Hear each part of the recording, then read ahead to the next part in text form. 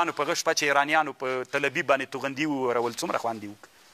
ځکه د اسلام له هدف نه خول کنه د الله اکبر په نوم باندې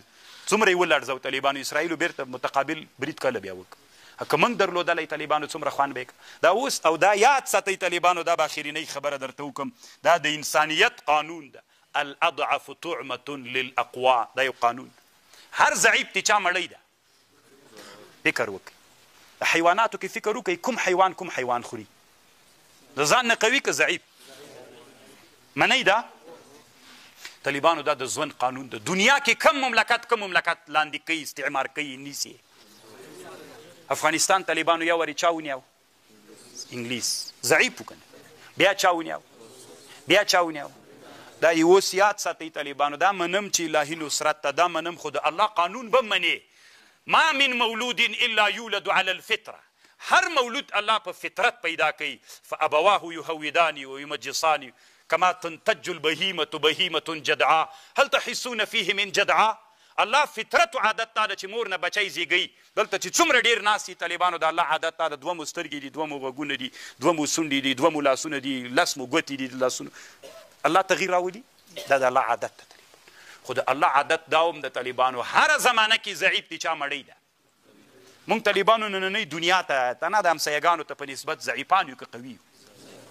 موږ طالبانو په دې سیمې کې چې دا غټ خماران پراته دي خواته چین پروت دی خواته روس پروت دی خواته امریکا بیا پرته ده موږ طالبانو د لویو خمارانو په مابین کې پراته ضعیفان یو که قوي تاسې خو طالبانو د ملایانو خپل کار د طالبانو زم یو ملا یم خو دا راسره یاد ساتئ که موږ په دغه ضعف حالت پاتې سو بل کافر بیا راځي بیا مو خوري لکه وږی سي طالبانو چې خمار وږی سي بیا مو خوري او موږ ته یاره ښه مړی یم یو طالبانو ځکه مړی داسې یو چې هر څه مو پاتې دي دا یاد ساتئ الاضعف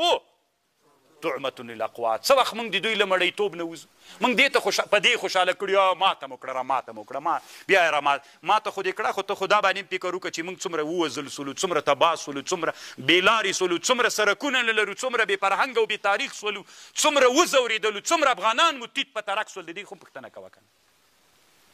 خبر دا اوس هم چې زه عمان ته تللی افغانان بیچارهګان دوه دانې هلته بیړۍ کې ورک سوي خو دا نهنګانو خوړلي که څوک دا خو د دې پوښتنه خو مو وکړه دا یو حالت د طالبانو موږ څه وخت د دې لویو نهنګانو د غټو ښامارانو له خولو نه خلاصېدی سو چې اقوا وګرځي کو امریکایانو ډېره اراده ایران ته درلودله چې ونیسي خو پوهېده د ایران حالت یې ټول وڅاره امریکایانو په دنیا کې امریکایانو 4 داسې تیارې درلودلې چې هغه تیارې امریکایانو 4 درلودلې اراده یې وکړه چې ایران باندې عملیات وکړي یوه تیاره هغه ورولېږله دوی په ذات یې داخله کړه ایرانیانو هغه وویستله امریکایانو ته پته ولګېدله چې دا مړی دي موږ په ستوني کې نیښلي جنګ یې پرې ونه کړه ځان ته یې معلومات وکړه چې اقوا ده راځئ طالبانو نن موږ هم اقوا سو او اقوا کېدل په څه شي کېږي دا ومنئ لکه دوی په څه شي اقوا سوي دا ټوله دنیا نن چې امریکا د اروپا د لندن د فلان د په څه شي اقوا دي